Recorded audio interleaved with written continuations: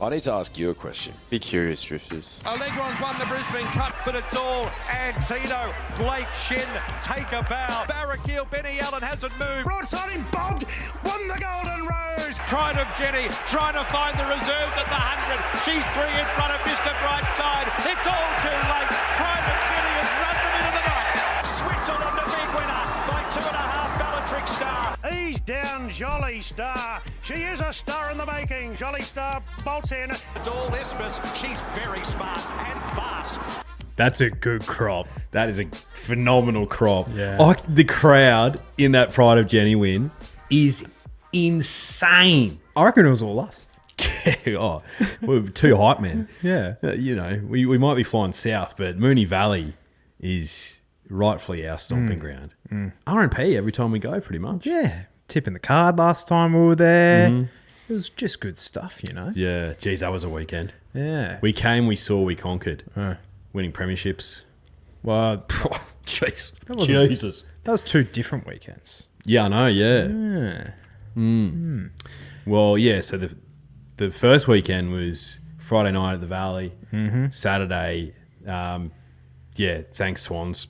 You can't play the G, obviously. We'll take the premiership home with us. Then we thought we'd just rub salt in the wound and came back down Cox Plate Day. We're like, thanks Victorians, we'll take your money. Yeah. Had a nice little entree the night before, Akita Sushi. Yep. Saluting as well. After I flew home from Sydney last week for work and reminded me of that night, that afternoon flying out from Brisbane here. Oh, what a debacle. 3-hour delay. Had debacle. that as well. Oh, shit. Flying home the other week, I was in like the 3rd group or something. Thankfully, I wasn't in the first 2 because it was one of those situations where there was lightning around the airport. So it's like basically they were boarding the plane, and the poor bastards that were on the plane, halfway they were like, "Oh, sorry, we've ceased all activity," and it was like 2 hours later. And Oh, no. Those poor bastards were on the plane the entire time. Oh, that sucks. So I was like, "Oh, I'm gonna go get some dinner." Yeah, I'll just get a couple of cold ones while I wait. Check out what the storm did to my plane. I hate those Melbourne players. Mate, season 10. Our DMs have been blown up. Boys, are you coming back? Because we have been deathly silent. Not an iota. Not a peep. No, Not a 'cause- squeal. And I was like, what do you mean? It's months until we come back. And then I checked the calendar. I was like, Group 1 racing in let's call it the first week of February. That sounds about right. Oh, God. It's just, it's unrelenting. It's relentless. The Group 1 sprawl across the year. It's without relent. Yeah. It is silly. Like, let's be really honest with each other. It is silly. It feels like we've had a good break, though. Typically, we were talking about this the other day. You know, I'd take my finger off the pulse a little bit. God forbid, Drifters. God forbid. Of the great game over the sort of Christmas and New Year break. But I've actually remained relatively close to it this time in. So I feel like I've got a pretty good grasp. Does that mean that I'll pick a winner on the weekend? Probably not. But yeah, I'm pretty across it, I feel, this time. So whilst I feel like we've had a good break, I don't think I've had a long break from the great game. So, you know, I'm ready to rip and tear. Season 10, double digits. How do you like that, Drifters? Wow. None of you backed us in. Not a single one of you backed us in. Oh, a few did. Probably the ones that were asking if we'll come back. Yeah. All 2 of you. Well, that kind of makes one of us that is across everything because I've had a significant break. I'm first up this week. Yeah, wow. This week. Fat as a bus, gelding. Yep. So we will see how it all washes out, but not decent. Not a bad little couple of cards here. A few races in Sydney, but the main action's at Caulfield this weekend. It is first meeting on the Caulfield track for a while post. Yeah, what happened there? The grandstand just blew up or something? No, there was an arsonist who had a history of I think mental health issues. Right. Was it the same bloke that did all the damage to the Gold Coast track? Yeah, a multi-state terrorist for racetracks. Yeah, just another week in horse racing. Honestly, the great game. Oh yeah, the car's pretty good. Like again, and you know, I don't want this to be a common theme on our podcast every season, drifters. But you know, the CF Orr needs to be scrapped from the Group 1 list. I would think, particularly when you've got a futurity over the same distance at the same track. 2-3 weeks later, something like that. But do you know what I do enjoy? Little 2-year-olds going around. Well, you were talking to me a few weeks ago. Maybe it was a week ago. I don't know when. It's all a blur. It is all a blur. But you were saying that this is quite possibly the worst 2-year-old crop you've ever seen. Yeah. Explain yourself. There is a complete lack of depth. Yeah. Complete lack of depth. And I've only really seen a couple of performances that get me up and about. Horny. And everyone knows the first name I'm going to say, and that's Woden in the famous Coolmore Silks. God forbid they have another good colt. They can find one. They can, well, yeah. Tom Magnier, he spends enough, so hopefully he can find a couple out of the multi-millions he spends. He's clearly number 1 seed, I think, for the Golden Slipper. Is he going to go to the Blue Diamond? I'd say it's about a 1% chance. Then there's my Gladiola. And she's a beautiful little grey filly. And despite her greenness, was dominant on debut. Drawn the car park this weekend. We'll talk more about that later. But she's got a lot of talent. And then it starts to fall away pretty significantly. And, you know, we know that the 2-year-old picture becomes a lot clearer, closer to the Golden Slipper in particular. But I don't know. I'm not really seeing the depth that you would typically see at this stage of the year heading towards a Golden Slipper. Hopefully that changes. Yep. Okay. Well, typically, I think the most notable winner of the Millennium in Sydney is my guy Castelvecchio, and he was 40-1 that day. So it's like even these really early season 2-year-old features are nothing to really. And I've kind of gone back, and you might have seen in that little notes section that I kind of shared to you. There is some that, you know, show that early season form, but there's there's others that they're a flash in the pan 2-year-old as well. So, as you said, kind of takes form very late, the 2-year-old picture, I find. Absolutely. I hope it does, because it's looking thin at the moment. We'll see. North England's not bad. North England's not bad. He's on the 4th line of betting with the good people at Ned's. You wouldn't have thought. They're back. They're back. Against their better judgment. The good people at Ned's partnered with the bad people on the On Drift podcast. No, big shout out to Ned's. Yeah. We'll go into some more details, but look, drifters, 2 words: we're rich.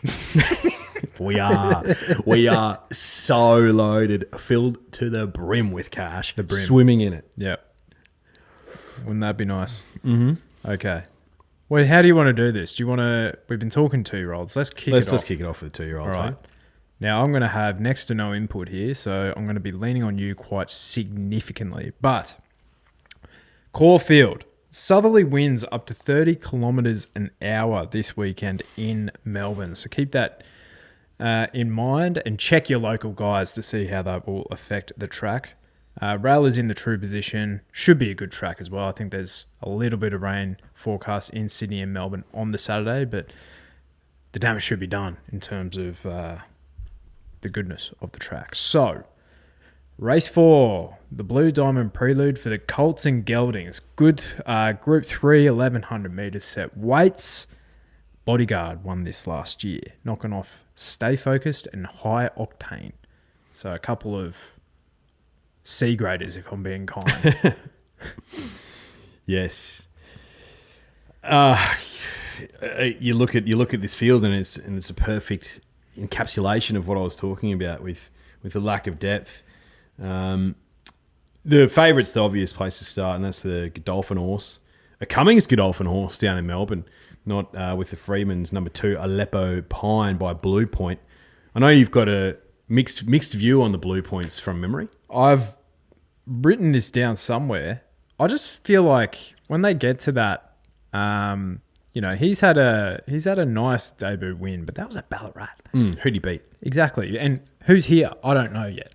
But I feel like the Blue Points, when they get to the real high pressure top level, and I'm not saying that this is this, but it's another step up, they kind of capitulate a little bit. Yeah. And I was actually having a look.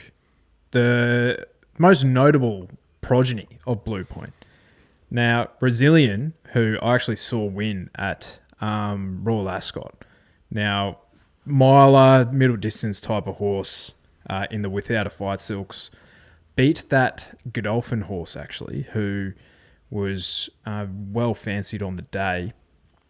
Fantastic win. Big Evs as well is a Group 1 winner. Big Evs. Now, Big Evs, I've never seen a horse melt more than this thing. He, and that day at Royal Ascot in the King's Stand, which asked for a 1, he was about the $2 favourite that day. And he melted and drifted big time, and he finished near last. So there were a couple that, with that international flavour that came to mind from the Blue Points at that topper echelon. Upper echelon. Yeah, so look, when it comes to this race, Drifters, I think Aleppo Pine wins this. Am I going to dive into sub $3 for a 2-year-old race where there's such little exposed form? Absolutely not. The only other horse who's got experience prior to Christmas is number 1, Tycoon Star. And he raced pretty greenly on debut and won a Group 3 straight off the bat. They ran 4th in a listed race afterwards. And we see that all the time with 2-year-olds. They can come out on debut, brain them, regress massively the next start, but also vice versa. He'll be much better coming back from a break, and Mark Zara sticks on. So I think they're the two, but other than that, this is a watch race, Drifters, and if something comes through and absolutely brains them, and the Blue Diamond picture will look a lot clearer. Exactly. Well, race 5 is the Blue Diamond Prelude for the girls. Group 2, 1,100 metres. Set weights. Hayasugi knocked off Kuranagi and Matisse last year. I remember we were saying that the 2-year-old picture, that the boys were dominant. And it was, because there was your Storm Boys and your Switzerlands and your Colemans and the like. But the girls end up dominating it all. Yeah. So we should have a bit of a clearer picture this weekend. I think really early signs, the boys are probably got a nose in front at this stage. Yeah. It'd be funny if we have a repeat in the Golden Slipper of everyone hoping Storm Boy gets the job done. Even Gay Waterhouse herself, when she was cheering on Storm Boy, and then her filly Lady of Camelot wins, and I think Gay was excited, but would have been more excited if the Coolmore Colt won. Way more exciting. Anyway, so My Gladiola, who we spoke about, she's drawn the car park gate 12 and is a $2 even favourite with the good people at Ned's. So I'd suggest you keep your powder dry, Drifters. I think she's better than him from what we saw first up, and geez, she's a gorgeous filly as well, My Gladiola. One that I could entertain, talking about Godolphin horse with the Freedmans, is number 7, Expulsion by Bivouac. Wasn't he a good horse when he was on? Some days he was off. Yeah. Well, what I'm tending as I get older, and this is, mind you, the 5th year we've been doing this. So you would hope we have some sort of wisdom on the subject. The older I get is some of these Godolphin colts, they can just have off days. And Bivouac, he was brilliant on his day, but when he was off big time. So I'm really keen to see how his progeny go. Absolutely. But I thought, first up in that My Gladiola race, she was racing greenly. I think she was blocked for a clear run. She gets Mark Zara. She gets an okay gate. And she's $46 with the good people at Ned. So if you want to have a shilling or two on, I think she's the one. because she's from a stable that's going to given her the best possible education. She's got elite bloodlines, and she's got that race day experience. So she could spike massively. I think she's overs. Well, and this is no shade thrown at John McArdle, but he's not your Lindsay Parks. He's not your Kieran Mars. He's not your Godolphins. So I could easily see her drifting in the betting starting around that 250, and you get a better price come race time. Absolutely. Yep. So if you're getting close to $3, which I highly doubt, that's a bet. Yeah, absolutely. Okay, now the Rubiton Stakes, 1100 metres Group 2, set weights penalties. A few interesting runners here. A few of them, about 4 of them, around that $4 quote, which is fascinating. Mahaba, who was unlucky not to win the Winterbottom Stakes over in Perth. Insurrection, who's only having his second... So what? What? He's only having his second ever start on his Melbourne leg. And Big Ray, I feel like you're sometimes mates with Ray. You catch up with Ray for a beer. I was on Ray for his first 2 or 3 starts last prep, and we got a dog. John McNeil was running him into a nice placing, and I jumped off when he won. I jumped on. That's jumped right. on. Yeah. So that was good. that's good for you. Miss Aria is one of yours, and she's $18. Yeah, I've got a lot of time for Miss Aria. She kind of went off the boil a little bit end of last prep. I think she's a 5-year-old? 5-year-old mare, but I also think she's a bit of a Goldilocks type horse, Miss Aria. Yeah. Because even from that gate 3, I think she can be a bit negative in her racing pattern. And when she won that day, when we were at the track At the Valley. She was gone, and then absolutely bolted home on the rails and ran super the next 2 starts, and then obviously sort of came off the ball in the Group 3. Oh, look, I'm prepared to see it go around, but I wouldn't talk you out of it at 18s. Drifters, 1,100 metres, I think is an interesting start for her. So clearly they're going to try and keep her at that probably 1,400 metres as an absolute maximum for Miss Aria. Which she did last prep, but I just find it interesting that they're starting at 1,100. So maybe she's a bit sharper this time around. Look, Mahaba, yeah, he's coming off a break, but it's a pretty short let up, so there'll be some residual fitness there. I'm really excited to see how he goes, because he's one who, because he doesn't have the Group 1, perhaps he could be. I'm assuming he's being aimed at like a Newmarket handicap down the straight because he's performed well there before. So. Yeah. Will he be fully wound up? I doubt it, because they'd want to protect his handicap. But I think if he's taken any improvement from the back end of the spring, he could be hard to beat. Yeah. I'm keen to take him on, and he's one of mine. I was on him big time in that Winterbottom, and I felt sick post the race, because I think the jockey said, hold us, and then they just opened the gates and they weren't ready. Anyway, I've moved on, I promise. He typically takes a run or 2 to get into his prep, Mahaba. So I'm happy to let him around. And I have the same opinion about Airman, who found the winning post again in the Premier Stakes against the likes of Marzu and Bella Nips. Bella Nips. How's that form reading?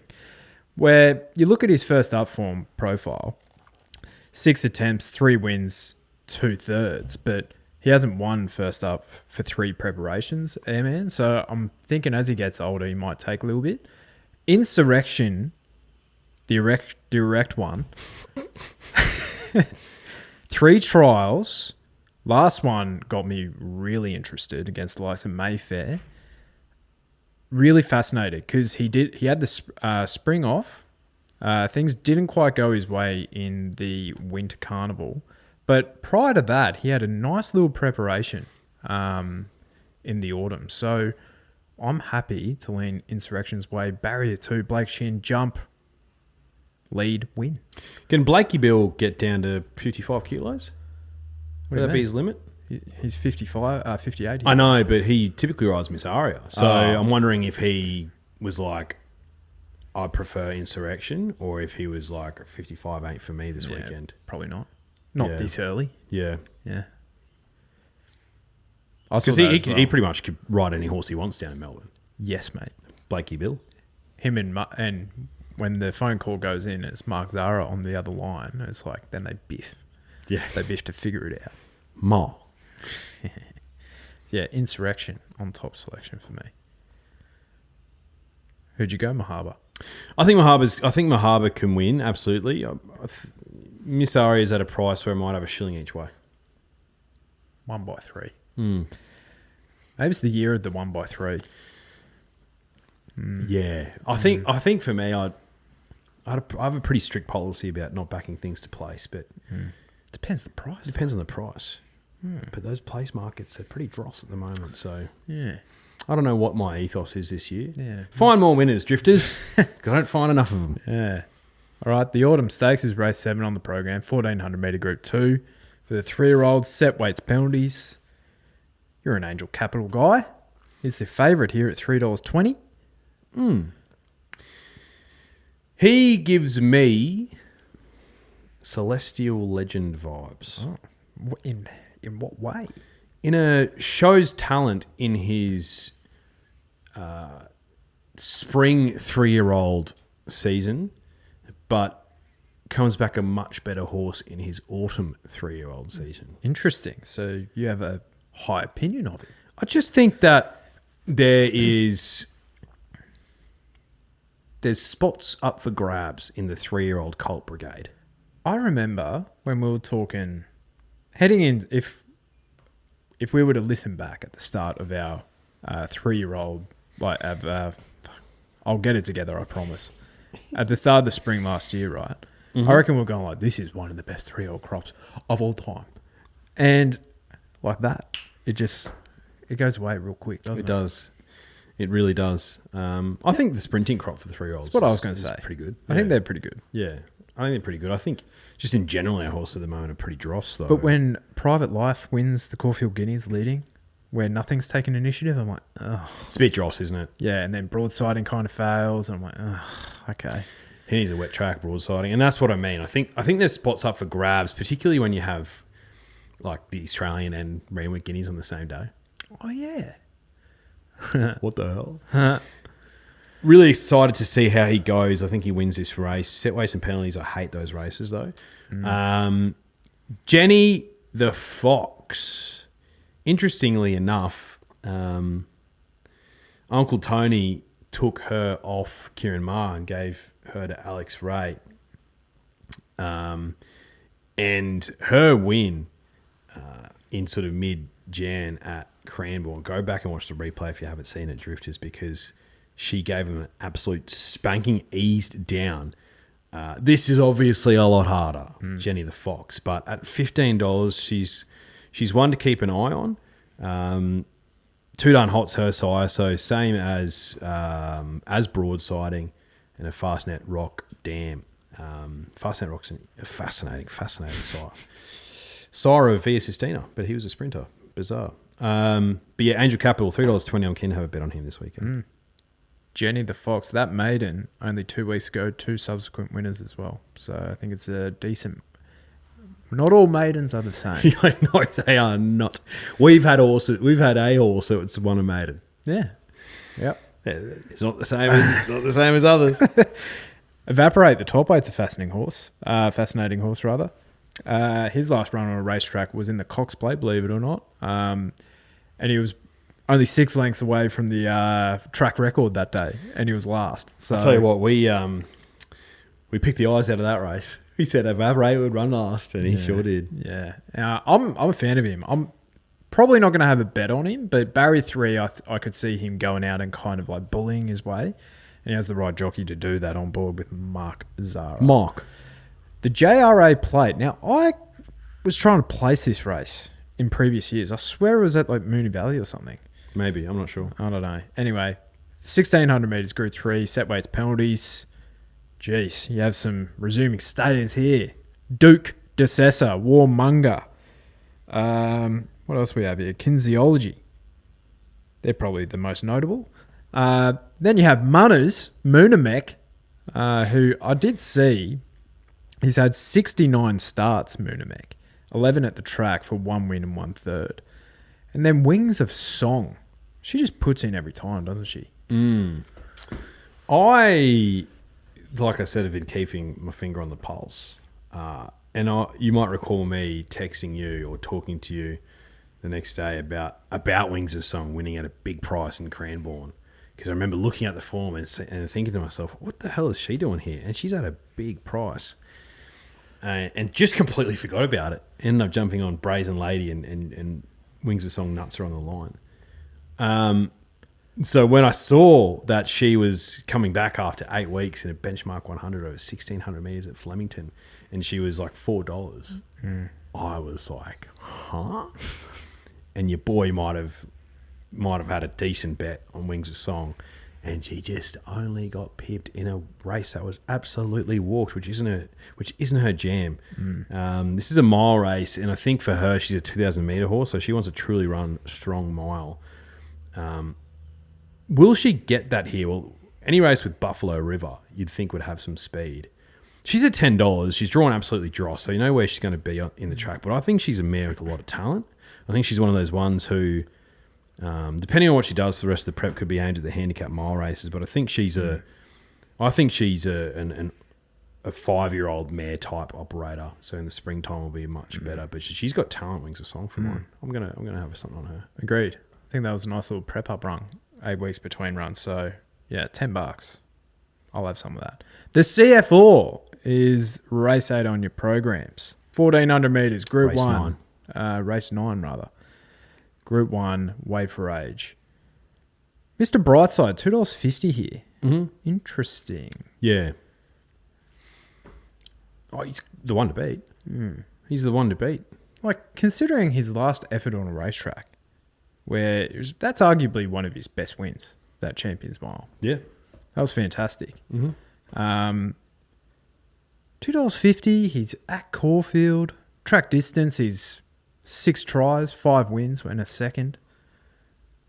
Like, does he just go out and beat these? You could argue he's better over 1,400 metres than he is over a mile. Yeah. All things being equal, he's incredibly hard to beat Yeah. at $2.50. He's one of those ones where I could see every man and his dog having a multi with the good people at Ned's this weekend, and he's the cornerstone of that multi. And he'd be one of those ones where if he trots in by length, I'd be like, yep, Yeah. of course. Yeah. Am I going to have a bet on him? No. Yeah. I'm gonna try and get him beat. And I was hoping for a bigger price, but I think there's people who are way smarter than me who are probably specking on this horse, and that is the 3-year-old colt, number 10, Private Life.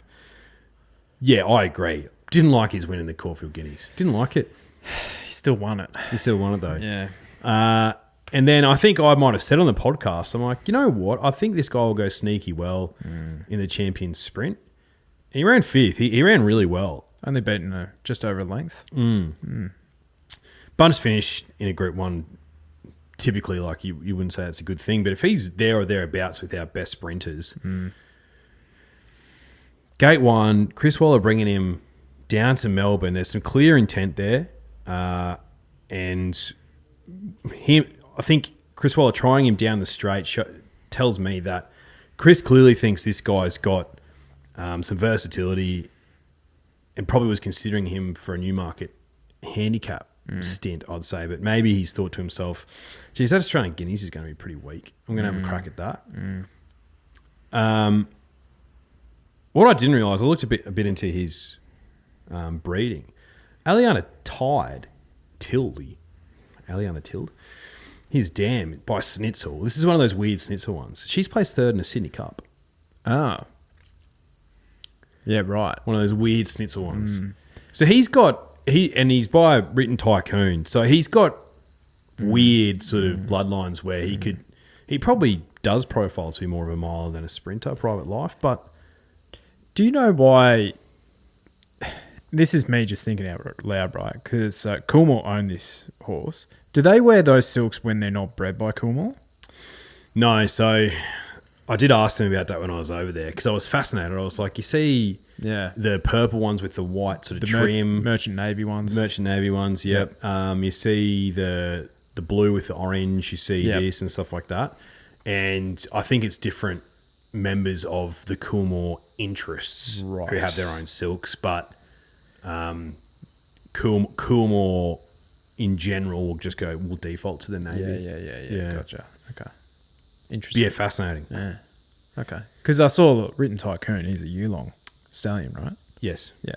Yeah. So I was like, oh, maybe they just. But like Switzerland's by Schnitzel, and he's Narrowfield stallion. Yeah, gotcha.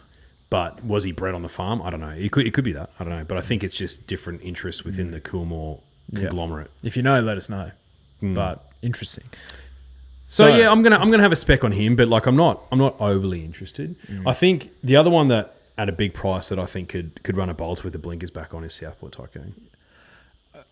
He was Dross first up. Jury's out for me. Dross first up, but I think at 14s, blinkers back on, gate 2, Mark. I think he can bounce back. $14 that's big. That is a big price for him, but he's acting a bit culty for me.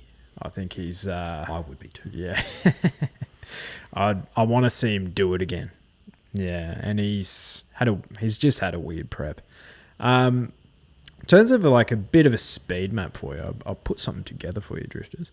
I had Schwartz surely tries to find the front again because that Australia Stakes win, he absolutely dominated from the front. Samana will probably try and follow him across, I'd say, and Private Life from Barrier 1. If he led the Caulfield Guineas, why wouldn't he try and do something similar? I thought Stapati could probably use that excellent gate in Barrier 4 and similar with another wheel. And then I had Mr. B kind of third line after those. So that's my rough speed, man. Yeah, I think so. Now, Schwartz, that was impressive. Mm-hmm. I thought that was very impressive. Yeah. Not here first up like the majority of these. Mm-hmm. Targeted at this. Yeah. Like, smart target. John O'Shea. Astute trainer. And I have no doubt he's had sleepless nights over this horse. Sleepless. Because he's shown such immense talent. Yeah. And then when it comes to, all right, we're going to target him down the straight on Derby Day, nothing. No. But I'm keen to see what he can do. Yeah, he can absolutely mix his form. And he wouldn't shock me short, so I couldn't back him at $6 personally. So yeah, that's how I'm saying it. Okay. But yeah, I wouldn't be surprised if Mr. Bright, so I just pill it out at the right time and go, see ya. Of course. Beats by length. Mate, he doesn't have to run down Pride of Jenny this time. No, he doesn't. Yeah. Bro's stoked. Yeah. Okay, and we end the day with the Peter Legrand Stakes, Group 3, 1,100 metres, set weights penalties for the 3-year-old fillies. I'm a big Arabian Summer guy. I think she has immense talent. She's been there or thereabouts against some better horses than these. Beaten 2.5 lengths against the likes of Private Harry, who's jumped out of the ground. Mm-hmm. Crossing the line with Lady of Camelot as well, and she had a far more torrid run that night. But her only fail outside of the top 3 was when, in the Magic Millions last year, when Stormboy absolutely brained them all. And she pulled up with a slow recovery. So I'm a big fan of Arabian Summer. I think she must have had some issues because she's been going around for a long, long time. I think this is the prep where we see the best out of her. Yeah, I like Arabian Summer as well. I like that she's coming back to 1,000 metres. I think that's more her jam. Trial in between her last start. And yeah, I agree. Private Harry, he looks to be a smart colt. So yeah, I think she's a bet. Can't forget about our girl Drifting as well. But yeah, Arabian Summer for me. Yeah. All right. And let's do some quick work in Sydney then. Because we're done in Melbourne. Finito. All right. The Lonhro Plate. Now, who won this last year? Castagna. Who? Huh? Knocked off Embassy in a node. So, yeah, not a vintage edition, I would have thought. Extractor. This is smart colt, I think.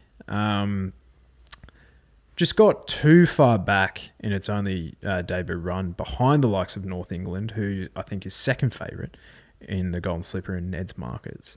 But latest trial, last kind of went around him and tried to loop him up as well. Barrier 14, J-Mac on. It's going to be a negative ride. But I was having a look at this. Out of Spirit of Boom colt, you don't see many Spirit of Booms south of the Queensland border. Certainly don't know. No. One on the weekend, I believe, Mighty in the Black Soil Bloodstock Silks. But no, you're right. You don't really see a lot of them. Yeah. So I think he can run well. But I thought there was one for Waterhouse bought Anarchist, number 5 here. Few trials, latest ones. He's been ridden aggressively by Timmy Clark, but he stays in the saddle. $14. He's most likely good. You know where he's going to be. Yeah, he's the other one. When it gets to races like this, and if you're going to have a bet, I just look at the Waterhouse bot trained horses, because I feel like they're always a little bit disrespected in races like this. They're going to be trained well, broken in well, professional, ping the gates, and Anarchist definitely fits that bill. That's the James Harron Bloodstock Silks, and he's always got inevitably one or two pretty good ones each autumn. So yeah, I think Anarchist is about at $14. Absolutely. Now the Inglis Millennium listed 1100 meters, set weights for the 2-year-olds. Crikey, how many? What's that? 1, 2, 3, 4 emergencies. Full field of 16, plus 4 emergencies here. I don't know where to start. Rivanello is a smart colt. Again, barrier 16 for Chris Lees and J-Mac. Impressive winner there at Randwick, defeating the Magic Man. Not the Magic Man we're accustomed to, Joe Moreira, but the actual horse, the Magic Man. So I think he can run well. And the other one I was interested was the Bjorn Baker Derby Silks. They're having an absolute fill up of late. Yeah, and Bjorn Baker's been on fire, so credit to him. Within the law. Within the law. Terrible draw, but she was the one I was looking at within the law at $6. She's showing heaps of talent, I think. But just where did she get to from that gate? And plus Jason Collette, I don't think he's the right sort of rider from that sort of gate in a race like this. So, with all due respect, Jason. So, the one I'm keen to take on is the number 12, and the silks that I really like is number 12 Price Tag. She's run second to My Gladiola, but was clearly so much better. So for her to open a favourite against the Sydney horses, I'm keen to take her on. I think you're right. I think the horses you've highlighted are the ones. There's another two, obviously Cobra Club, who ran second to Within the Law last start. Obviously, as a colt with the Waterhouse bot camp, he'll be smart from that gate. He'll ping it. The other one is Kelly Schweider horse, number 4, Grafter Burners. Great name. That is a fantastic name. Great name. Dross draw, but Queensland horse having to throw at the stumps down here. Coming back to 1,100 metres isn't ideal from 1,200, but $23 with Neds at the moment. So, yeah, just watch this race, Drifters, I reckon. Maybe have a spec on something at big odds. Graf. Was he going around with like Red Zell and stuff? Was that Griff? No, Griff was going around with like Animo and stuff, wasn't he? Oh. So Graf had to have been, right? I reckon he was in the same silks as Scholes. Graf. Oh, let's have a look. And then I reckon they might have changed to the the silks that Best of Bordeaux originally was in. Oh, the Aquis. Yeah. I reckon. Multiple group winning son of Star Witness. Graf was an undefeated 2-year-old and a brilliant 3-year-old. Maybe not. Didn't win in Group 1. Okay. But he stands at Scone. Scone. Grafton and Furness is one of the great names, though. I love that. Yeah. Yeah. So I'm going to take a Quincy, Within the Law, and Rivanello for me. Now, race 8, the Eskimo Prince Stakes. Cabolas won this last year, knocking off Macarena and NCAP. I remember I gave Macarena as a really good bet to Craig Sneesby, and I reckon he jumped on about 30 seconds before the jump, and I was like, sorry, brah. Unlucky, brah. Water off a duck's back for that man. Any firm opinions for the Eskimo Prince this year? Nothing firm, but I tell you what's not going to be firm. Linebackers schlong. Yeah. Because the poor fella has been gelded, but so he should have been. He was Yeah. naughty. Stallion chain off first time. Oh, shock. I didn't know what to make of his trials either because he was aggressively ridden and he was not picking up as well. No. So That would be concerning.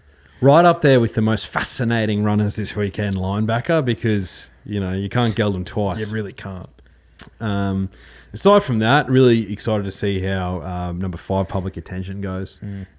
Grey Colt for the Coolmore camp with the Price, Mick Price and Michael Kent Jr. stable, which is unusual. And Snow and May is a smart little filly too. So, yeah. Jeez, you've gone off Gatsby's big time. Weren't you saying that this horse could win an Everest at one stage? I don't know if I was aiming that high. but $2.70, I couldn't possibly. Not from what we saw at the back end of last prep. Yeah. Couldn't possibly. Thought his trial was pretty good. And it's like, there's trial form, then there's trial form, right? Like, Lady Shenandoah, who's kind of like, I'm fascinated to see how she goes this autumn. But Switzerland ran second in that trial. He finished alongside Ostraka, and he was against the older horses there too. So, there's trials and then there's trials. So I reckon Gatsby's will run well. Beer Baron's a good name. Great name. Who's he out by? Cosmic Force. That horse loved the wet. How's the dam? Ice cold crowny. Beautiful crown. I reckon they were Australian connections. I think so, yeah. All right. Well, that's about it then. Well done, mate. Oh, thanks, mate. Yeah. A few cobwebs. A little bit, yeah. A little bit. But More so from yours truly, but that's all right. oh no, don't be silly. Don't be silly. I hope you enjoyed Drifters. Yeah, it has been a long time.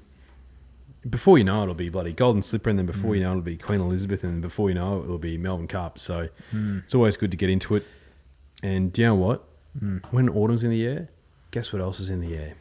2 of the greatest codes in the world. Rugby League and AFL. Yes. It's just a great time of the year. Yes. And the Lions had the gold AFL logo this year, being reigning premiers. That's nice. Real nice. Love to hear it. All right. Hooroo. We'll see you on the weekend, I believe. Yes. See you Yeah. Sunday, Drifters. All right.